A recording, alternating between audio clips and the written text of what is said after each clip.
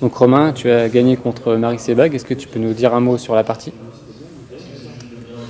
Oui, donc je connaissais pas très bien la variante qu'elle m'a jouée, mais j'avais regardé rapidement. En fait, elle a changé. D'habitude, elle jouait paquet BD7, donc j'ai décidé de la surprendre avec tour G1.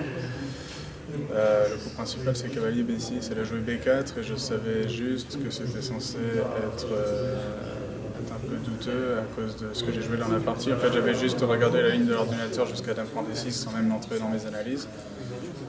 Du coup, j'espérais que ce soit quand même la meilleure continuation, mais j'en ai pas vu d'autres. Et bon, c'est censé être mieux pour les blancs, mais à un moment donné, c'est devenu compliqué. J'ai pas trouvé. Elle a joué plusieurs bons coups, notamment Dame C7. Je pense que c'était un bon coup.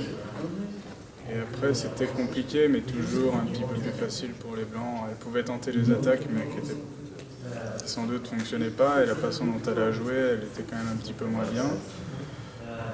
Et après, je suis rentré à un moment donné dans une finale de tour qui est un petit peu compliquée pour elle, qu'elle aurait peut-être tenue avec beaucoup de temps, mais en Zeitnot, c'était presque impossible. D'ailleurs, elle a gaffé tout de suite avec F5.